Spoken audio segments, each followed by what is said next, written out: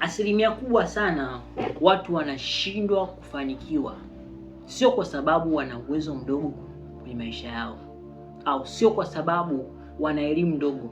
Hapana, bali kwa sababu wana tabia ya kugairisha mambo.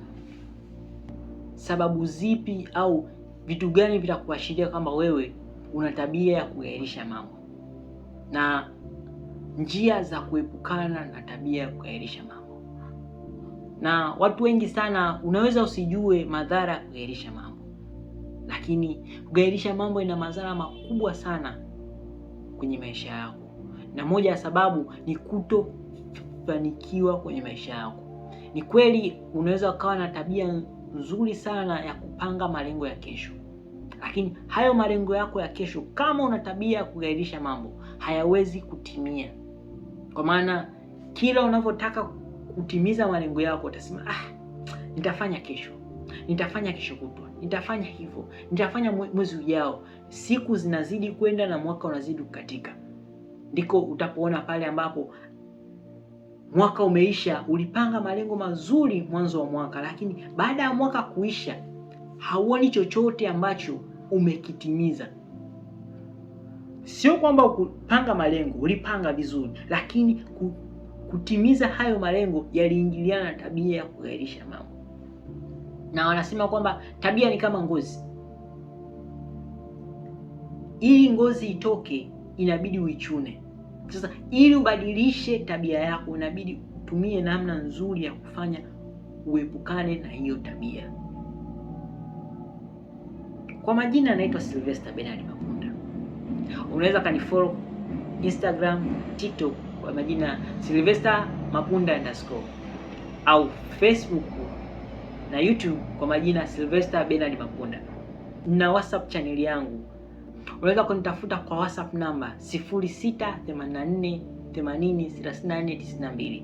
Wewe tuma tu neno link, nami nitakutumia link ya WhatsApp channel yangu.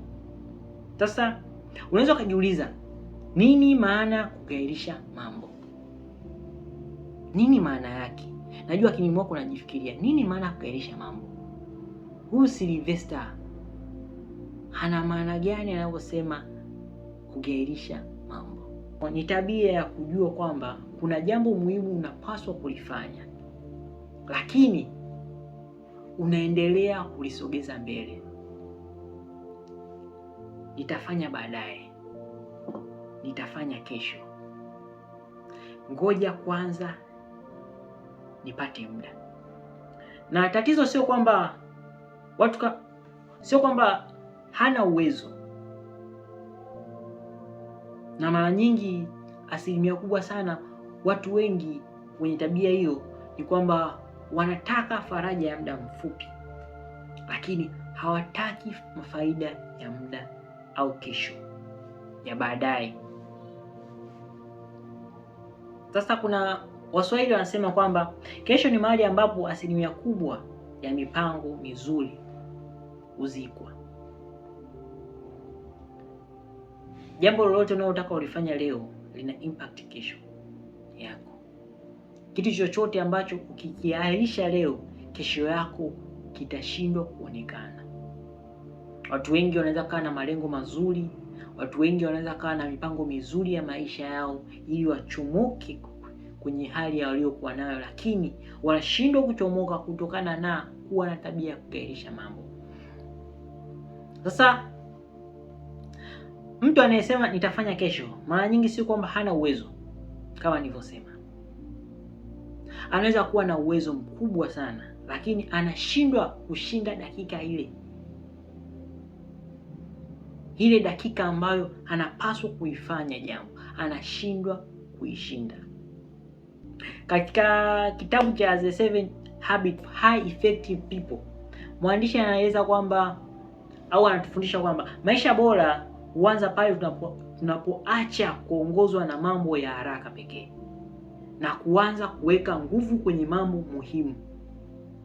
Hapo ndipo tunapokutana na msingi mkubwa wa kupambana na kuahirisha mambo.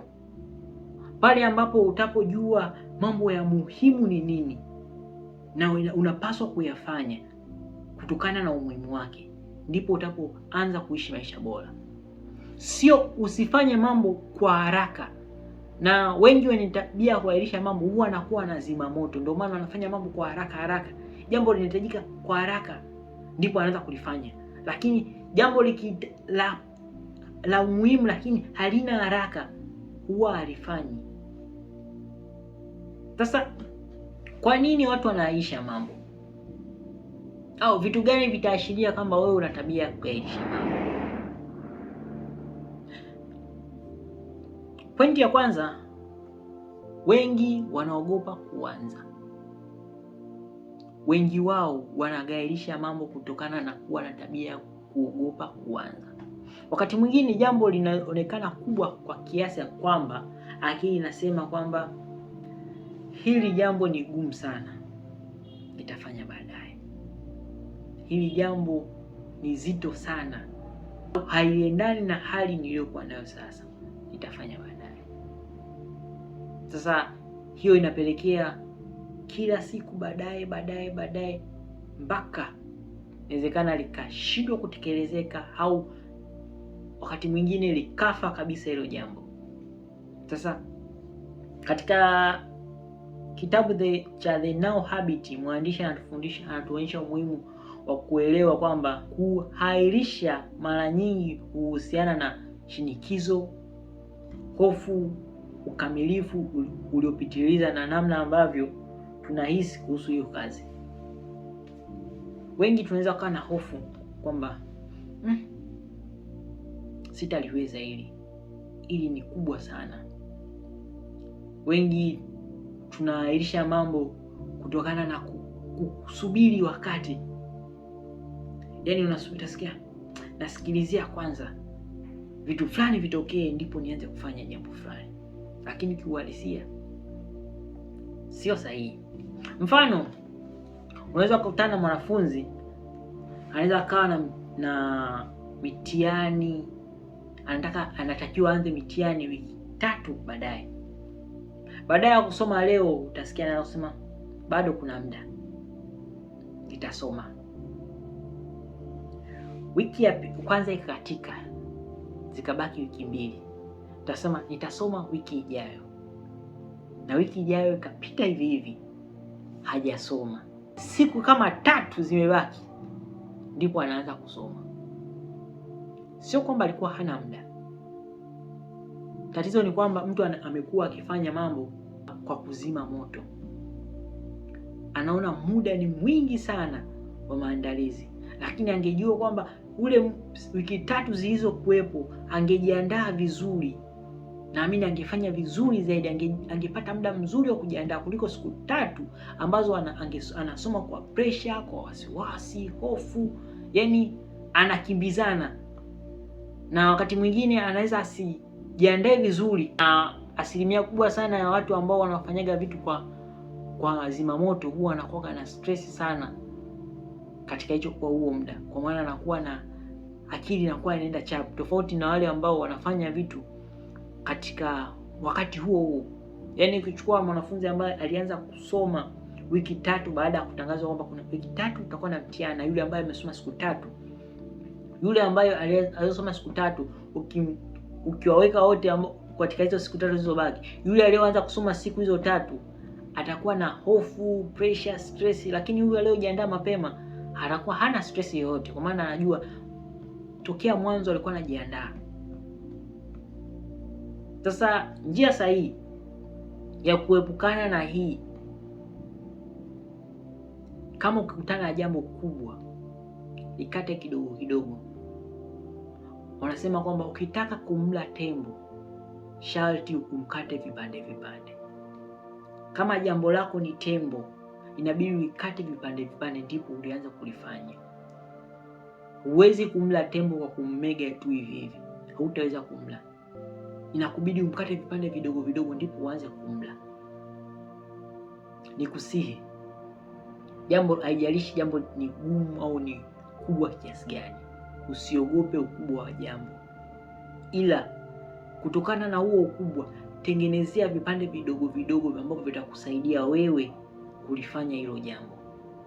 naamini utalifanikisha. Kila siku ukiwa unafanya, inawezekana kwa kila siku unatumia dakika 20 kulifanya hilo jambo, dakika 5, dakika 10, end of the day ukalimaliza lote na ukafanikisha jambo lako. Sasa pointi ya pili, tunaogopa kushindwa. Watu wengi huahirisha kwa sababu wanaogopa kwamba wakianza wataonekana hawana uwezo.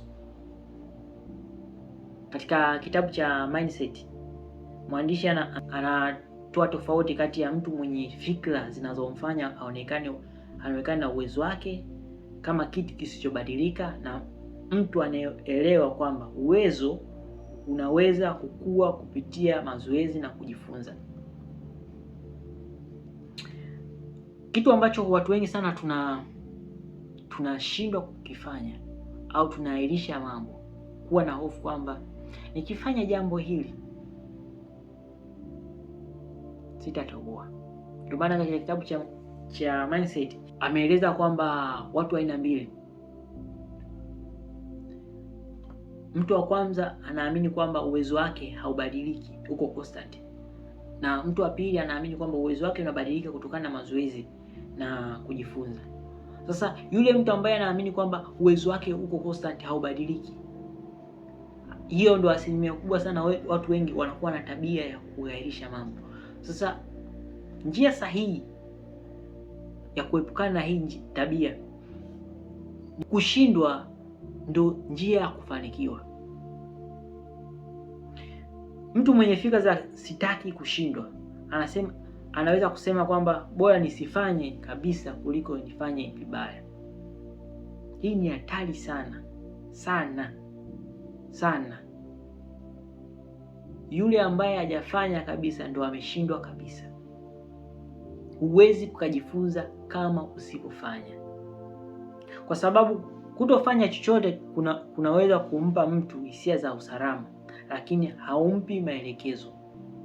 Kuna wakati mwingine inakubidi ushindwe ndipo ujue namna sahihi ya kufanya hicho kitu. Waswahili wanasema kwamba kushindwa baada ya kujaribu ni somo. Kushindwa kabla ya kuanza ni uchaguzi.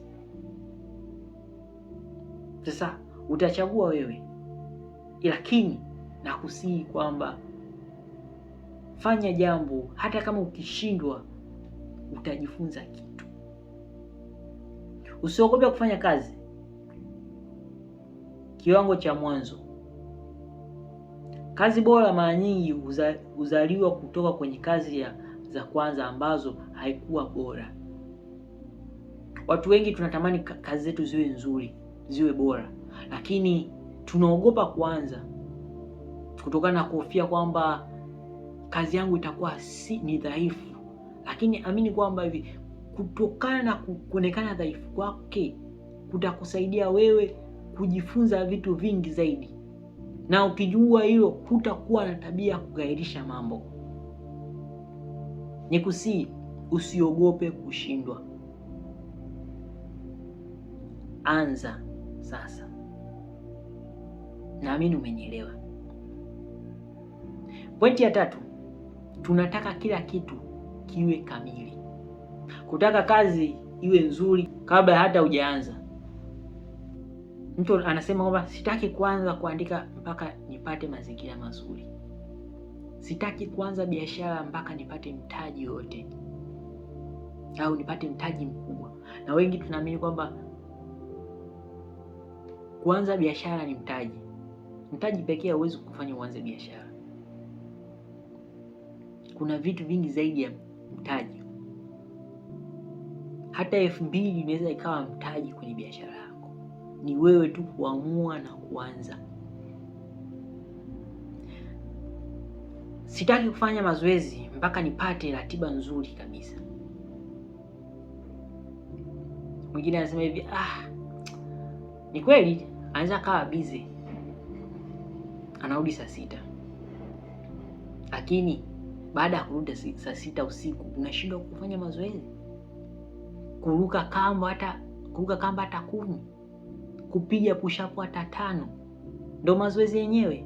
Lakini anasubiri mpaka apate muda mzuri. Sasa matokeo yake hakuna chochote kinachoanza. Katika misemo yote hapo juu inapelekea hakuna chochote kinachoanza. Hapo ndipo inapozaliwa tabia ya kugairisha mambo. Mwandishi wa kitabu cha The Nguvu la Wazo la Kuresist, upinzani wa ndani unaojitokeza tunapojaribu kufanya jambo muhimu au la ubunifu. Kwenye jambo lolote ambalo la kipekee ambalo unataka kulifanya, lazima ukutane na upinzani akilini mwako. Akili nyingine inasema hili wazo kwa ninavyoliona sidhani kama nitatoboa. Akili nyingine inasema unaweza bwana, unaweza kulifanya hili jambo, unaweza kufanya vizuri zaidi. Nyingine inasema sawa, lakini mbona mazingira ya support? Mbona ndio nataka niwe mchezaji mpira, mbona sioni kiwanja? Mbona niko mwenyewe? Mbona sina jezi? Mbona sina viatu vizuri kama wengine? Lakini kiuhalisi unaweza kufanya jambo. Haijalishi uko katika mazingira ya aina gani, haijalishi upo katika namna gani, uwezo wako upoje, lakini ukiamua tu kufanya jambo unaweza kulifanya, na hali ya kugairisha mambo itatoweka. Upinzani huu unaweza kujificha kama kutafuta visingizio. Mwingine anaweza akasema kwamba nataka nitengeneze content, lakini nahisi chumba changu sio kizuri, sina background ya ukuta mzuri, sina ring light, sina mic. Ndio visingizio vyenyewe.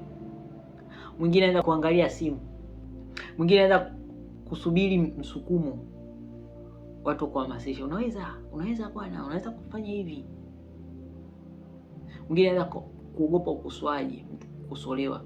Maandalizi ni muhimu, lakini kupitia hayo maandalizi muda mwingine unaweza, katika hayo maandalizi mtu anaweza akaleta sababu ya kuahirisha mambo. Waswahili husema kwamba kamilifu ni adui wa kilichoanza. Mtu anahitaji ukamilifu zaidi ndipo aanze, lakini kiuhalisia hapo hapo ulipo ndio ukamilifu wenyewe. Hivyo hivyo ulivyo ndio ukamilifu wenyewe. Ni bora kuandika ukurasa mmoja mbaya leo kuliko kuwa na mawazo bora ambayo hajawahi kuanzwa. Ni bora kufanya kitu ambacho kibaya, lakini kupitia hicho kibaya utajifunza kuboresha, kuliko kutofanya kabisa. Nikusii, anza leo. Ukianza leo utaepukana na hiyo tabia ya kugairisha mambo. Chukua hatua sasa. Naamini umenielewa. Pointi ya 4, kutishwa na kazi kubwa. Kitu kinaweza kaa kikubwa, lakini anashindwa kukifanya kutokana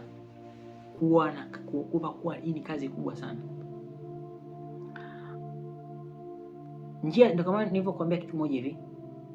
Nitoa mfano kwamba ukitaka kumla tembo inabidi ukate vipande. Ukiona kazi kubwa yoyote, kata vipande kidogo kidogo, na utajiwekea ratiba, hiki nitafanya muda fulani hadi muda fulani, hiki kama kesho nitafanya hivyo. Hii itakupelekea kuizoea na kutokuihofia. Na nasema mara nyingi tunafanya kazi ndogo kwa sababu zinatupa hisia ya kuwa busy.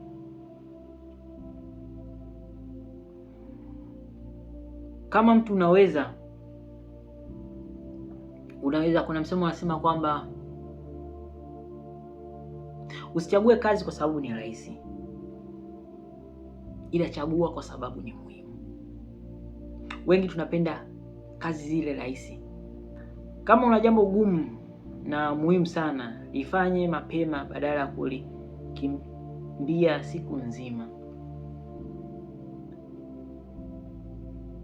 Jambo lolote muhimu ambalo unaliona ni muhimu, ifanye siku hiyo hiyo. Usiangalie kwamba hili ni gumu. Chukua hatua hapo hapo, ndipo ambapo utaweza kuondokana na hiyo tabia ya kugairisha mambo. Maana yake ni kwamba nini? Usipoteze muda, jikabili. Nikupe siri hii hapa, labda na wewe utakuwa na iko hivi. Kazi ya haraka yoyote, hata ikiwa kubwa kwa kiasi gani, lazima utaifanya, na ugumu wake au ukubwa wake hauwezi kuuona. Lakini kazi yoyote ambayo haina uharaka na ni kubwa, hapo ndipo utapoona ukubwa wake. Hapo ndipo utapoona hii kazi ni ngumu. Lakini ikiwa ya haraka, utatumia njia yoyote ile kuifanikisha au kuifanya ile kazi. Sasa nikusihi kwamba ukiona umekutana na hali hiyo, umekutana na kazi ngumu yoyote, usigairishe, au kazi kubwa yoyote usigairisha kuifanya. Ile katekate vipande, anza kuifanya kidogo kidogo, ndipo ambapo utaepukana na tabia ya kugairisha mambo. Naamini umenielewa. Ya 5, hatuna mfumo wa kuendesha maisha.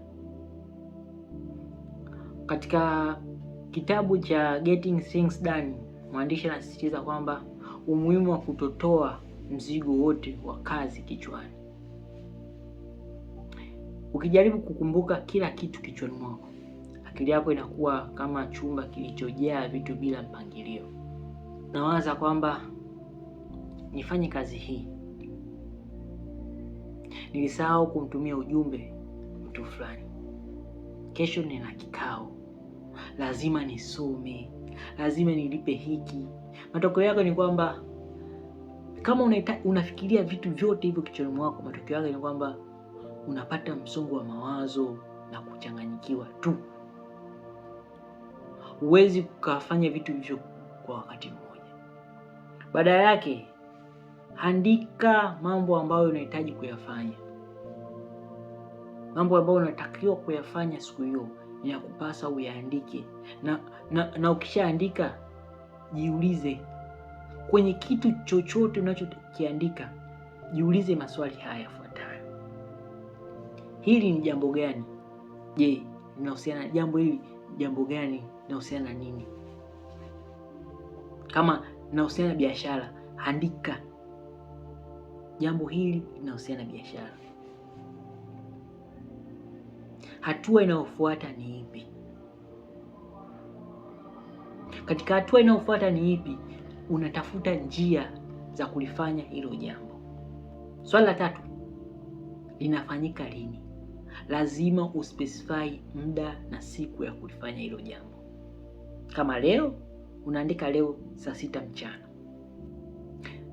Ni muhimu kiasi gani? Baada ya kuliandika hilo jambo, ujue umuhimu wake ni nini.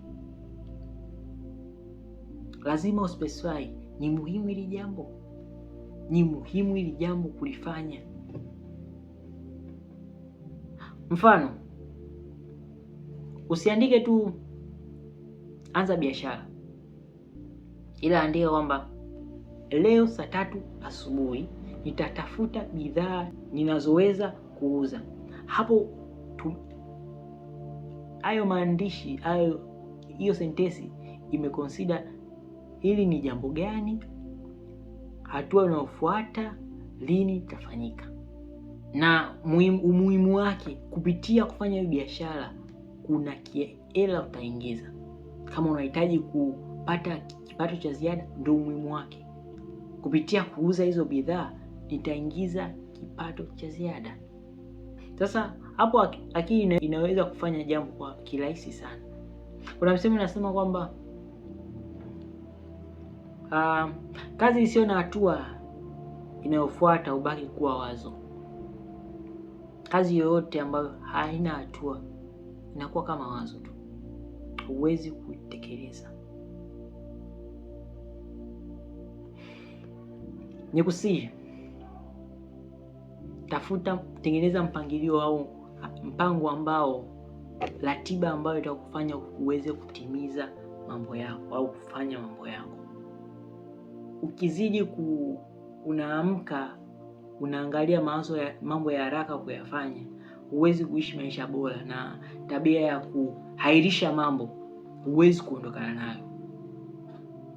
Tengeneza ratiba yako ambayo itakusaidia kufanya mambo yako kiurahisi, na ukifanya hivyo itakuwa rahisi sana kuepukana na tabia ya kughairisha mambo. Sababu ya 6, tabia ndogo zinazoweza kutengeneza mabadiliko makubwa.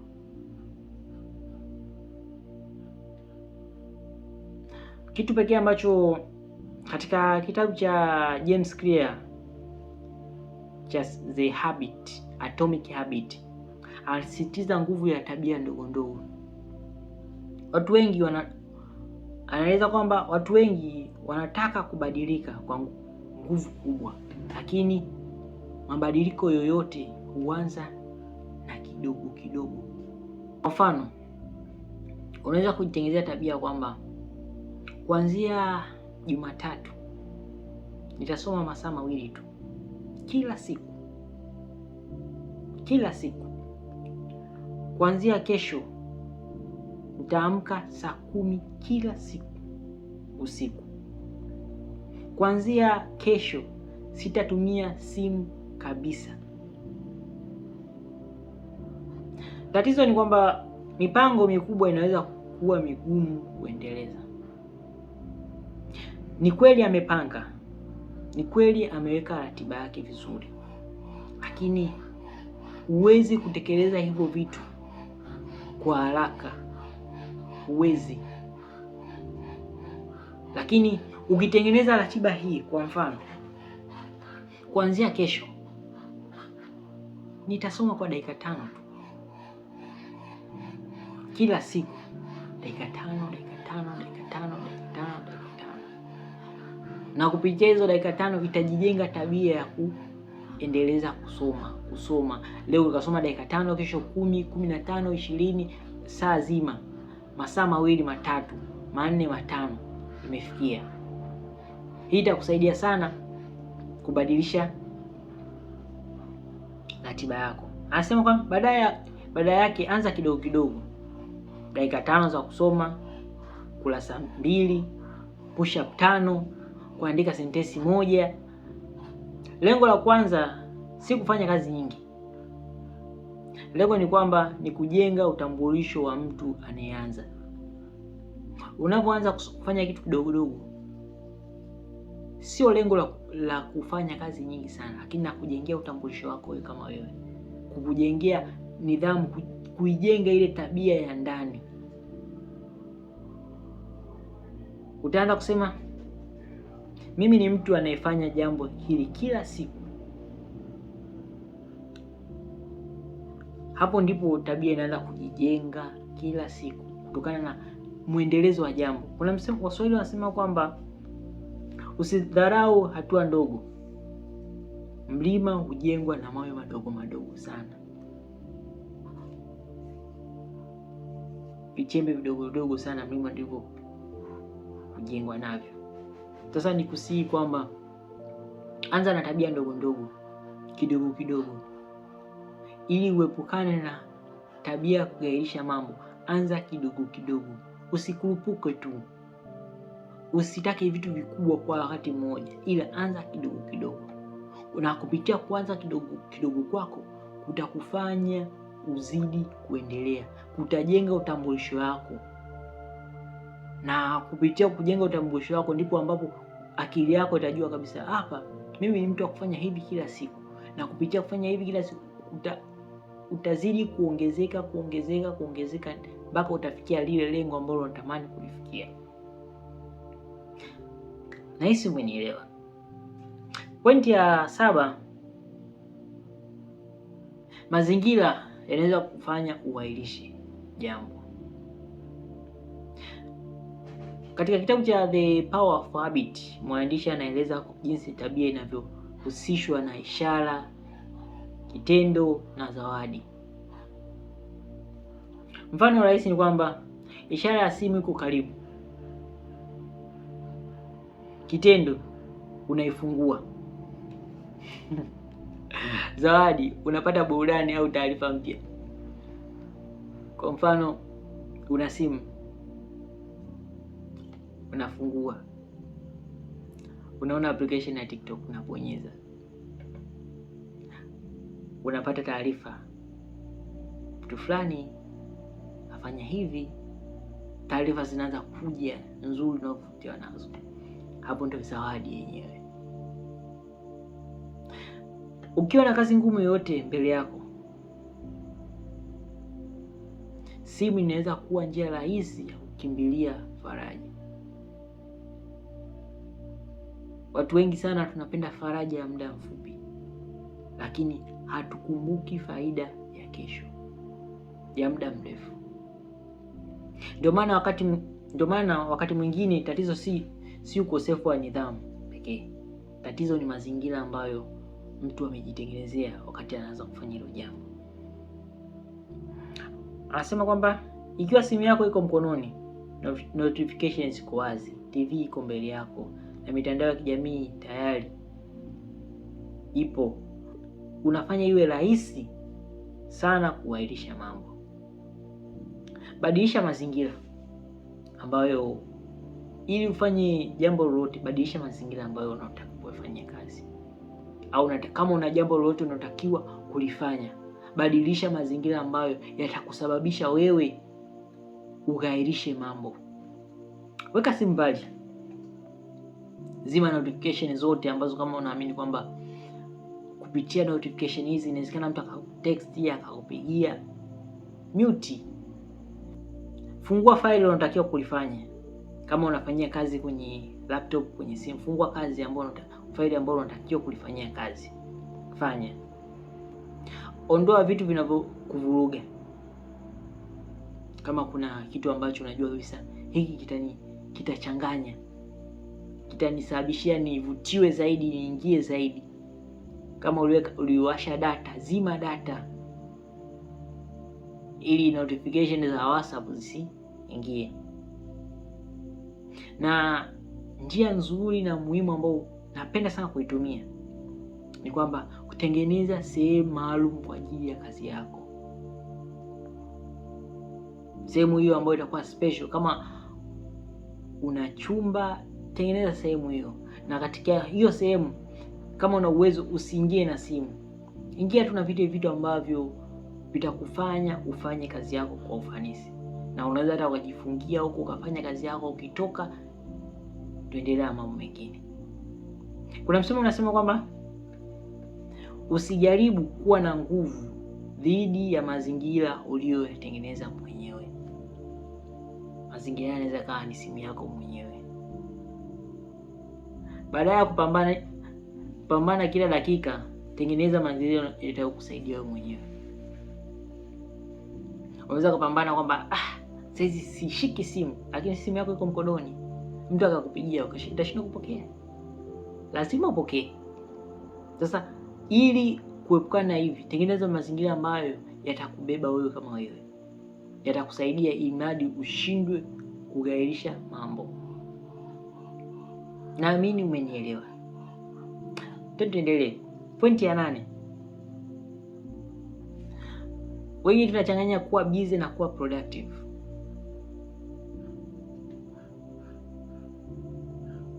Na hili ni tatizo kubwa sana la watu. Mtu anaweza kuwa busy tangu asubuhi mpaka usiku, lakini hajafanya jambo lolote la muhimu. Katika kitabu cha The One Thing, mwandishi anasisitiza kuuliza swali linalotusaidia kutambua jambo kuu. Ni jambo gani moja ambalo nikilifanya mengine yatakuwa rahisi au yasiyo ya lazima? Hili ni swali ambalo ni muhimu sana kwa watu wenye tabia ya kuahirisha mambo. Kwa sababu unapokuwa na mambo 20, akili inaweza kukataa yote, kwa kusema ni mengi sana, siwezi kuyafanya. Lakini ukiwa na jambo moja tu kwa siku, unaweza kupata mwelekeo wa kuanza kufanya jambo hilo. Kuna msemo unasema kwamba hivi, mtu anayefukuza sungura 10 kwa wakati mmoja anaweza karudi nyumbani mikono mitupu, kwa maana haja target sungura yupi wa kumfukuzia. Na mwindaji mzuri ni yule ambaye ana focus na kitu kimoja tu. Huwezi kufukuza kuwinda wanyama 100 kwa wakati mmoja, unakimbiza uko peke yako, unakimbizana na nyama wote 100. Hapana, ni target mmoja, itakuwa rahisi sana wewe kumpata. Chagua jambo moja muhimu lifanye, kisha songa kwenye lingine ulifanye. Huwezi kufanya jambo mengi kwa wakati mmoja, utashindwa. Akili yako inaweza kukataa vyote, ushindwe kuvifanya. Naamini umenielewa. Pointi ya 9, wengi tunatawaliwa na starehe ya sasa, na hii ndio sababu ya kuahirisha mambo. Na wengi akili zetu tunasema hili jambo nitafanya kazi baadaye. Mwingine sasa hivi akili inaweza kusema kwa angalia video kwanza, kesho utaanza. Tatizo ni kwamba hivi, faida ya kazi iko mbali, lakini starehe ya kuahirisha iko hapa hapa. Wengi tunaweza kufanya kitu au kagairisha kitu wakati huu, hatujajua faida ya kutokifanya hicho kitu. Tungejua au ungejua faida ya kufanya hicho kitu, huwezi kukairisha. Na akili zetu zinakuwa katika namna hii. Tunapenda starehe ya muda huo, lakini hatujui hasara ya kesho baada ya kukairisha hicho kitu. Sasa ukijua faida ya kukifanya hicho kitu, itakuwa rahisi sana kukifanya. Na ukijua hasara wakati wa kesho kama hujakifanya hicho kitu, itakuwa rahisi sana kufanya. Anasema hivi, ukisoma leo faida inaweza kuonekana baada ya miezi. Ukifungua TikTok au Instagram, zawadi zinakuja. Unaweza kaona vichekesho, waibaji, mpira, watu wanafanya vitu mbalimbali. Kwa hiyo tunahitaji kujifunza kuchagua faida ya muda mrefu badala ya starehe ya muda mfupi.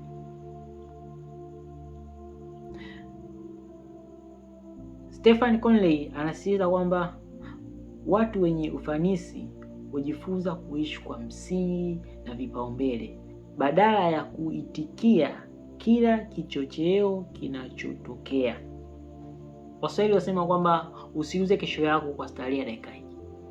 Usiangalie dakika hii, ila angalia kesho itapokuwa. Hii itakuwa rahisi sana na utaepuka sana, utajiepusha na tabia ya kuahirisha mambo. Pointi ya 10 ni kukosa umakini. Katika kitabu cha Deep Work, mwandishi anaeleza thamani ya kufanya kazi yenye umakini mkubwa bila kuvuruga. Katika dunia leo, tatizo sio ukosefu wa maarifa, ila tatizo kuwa na taarifa nyingi sana. Simu, WhatsApp, email, TikTok, Instagram, YouTube, notification nyingi. Hii inapelekea watu kujaza vitu vingi kichwani mwao, na kila kitu kinagombania umakini wako, kinahitaji umakini wako kukifuatilia. Na ukitaka kuacha kughairisha, lazima ujifunze kufanya kazi bila kuvuruga. Jaribu dakika 25 hadi 50 za kazi, mapumziko mafupi. Katika muda huo, simu iwe mbali, notification zima, kazi moja ifanywe. Na usibadilishe kazi. Wanasemaga kwamba hivi, umakini ni sarafu ya mafanikio. Usiutumie kwa kila anayekuita. Ili ufanikiwe, ya kupasa uwe makini kwenye kile unachokifanya. Focus kwa kile unachokifanya. Hii itakusaidia sana ya wewe kuepukana na tabia ya kuahirisha mambo. Na naamini umejifunza kitu ambacho kitakusaidia wewe kama wewe kujifunza kuepukana na tabia ya kuahirisha mambo. Nikusihi sana sana sana, ili ufanikiwe kwenye kila eneo, ili ufanikiwe kwenye kila sekta, epukana na tabia ya kuahirisha mambo. Kwa maana hamna mtu yoyote ambaye duniani amefanikiwa kama alikuwa na tabia ya kuahirisha mambo. Najua una malengo makubwa sana, una juhudi sana ili ufikie malengo yako, lakini kama una tabia ya kuahirisha mambo, huwezi kufanikiwa.